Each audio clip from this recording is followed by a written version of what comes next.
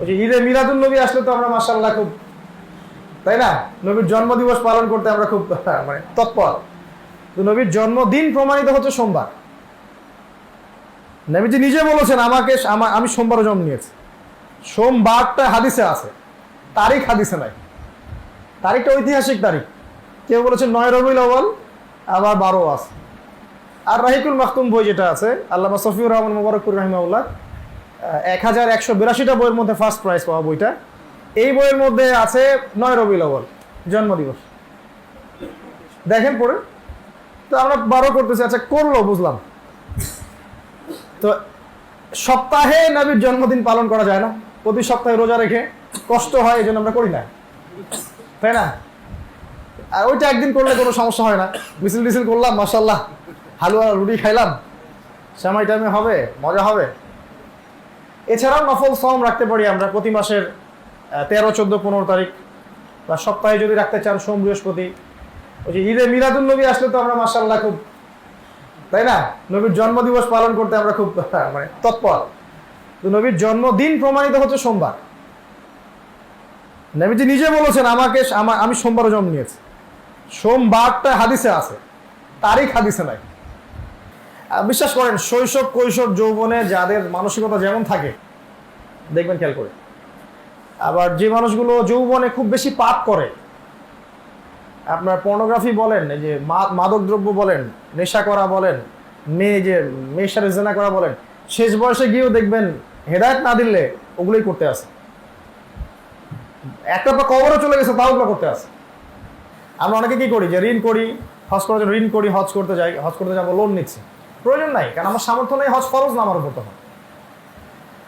আর হজ আমরা করতে গেলে আমার একটা সাজেশন হচ্ছে যে আপনারা তার আগে ভালো করে স্টাডি করবেন, পড়াশোনা করবেন রাসূলের জীবনীটা। ওখানে গেলে তখন ফিল করতে পারবেন কোন জায়গায় কি হয়েছিল। এই যে সাই করা দেখেছি আমরা, সাই করার সময় খুব কম মানুষই ফিল করে যে এই জায়গাটুকুর মধ্যে হাজরা আলাইহিস সালাম তার সন্তানকে এক ফোঁটা পানি খাওয়ানোর জন্য, একটা মায়ের যে ছোটাছুটি, একটা মায়ের কি পরিমাণ ছোটাছুটি, একটা বাচ্চাকে পানি খাওয়াইতে হবে, বাচ্চা কাঁদতেছে, বাচ্চা মারা যাবে এখন পানি না দিলে, মা মানে কি বলবো, হুশ জ্ঞান ছাড়াই দৌড়াদৌড়ি শুরু করছে, এই পাহাড়ে কোথায় পানি পাওয়া যায়, কেউ আছে কিনা। এই ফিলিংসটা যদি ওখানে না আসে সাই করার সময়, তাহলে তো সাই করে কি লাভ, তাহলে তো জগিং করে আসলাম একটা। চিন্তা করেন, এই যে কাবাঘর দেখে মাকাম ইব্রাহিম যখন দেখবেন, এখানে ইব্রাহিম আসলাম দাঁড়িয়ে বাপ আর বেটা মিলে কাবাঘর তৈরি করছে। ওই ফিলগুলো যদি না আসে, ওই ইব্রাহিম যাকে আগুনে ফেলা হয়েছে, যাকে দেশ থেকে চলে যেতে হয়েছে, যাকে এত ত্যাগ স্বীকার করতে হয়েছে, সেই ইব্রাহিমের এই কাবা।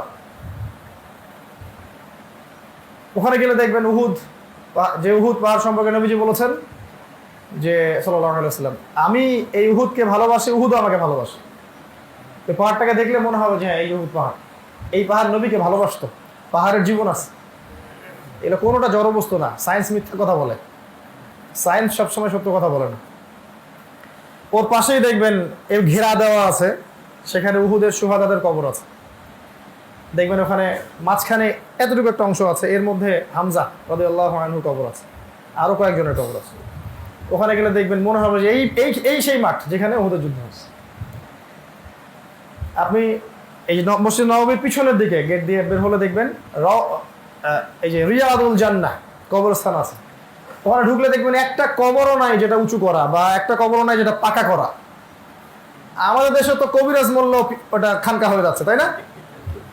একটা কবরও নাই যেটা উঁচু করা, পাকা করা, সব এতটুকটুক খালি ইট দেওয়া আছে, কিছু কিছু পাথরের সাইন দেওয়া আছে, আর কিচ্ছু দেওয়া নেই। যতদূর চোখ যায় সব সাহাবীদের কবর, সব সাহাবীদের কবর। ওখানে দাঁড়ালে আপনার কাছে মনে হবে যে এই মানুষগুলো চলে গেছে দুনিয়া থেকে, আমি আবার কি পৃথিবীতে, এরকম ফিল হবে। তো এগুলো পড়াশোনা করে হজ করতে যান, দেখবেন হজটা ইনশাল্লাহ খুব মজা লাগবে।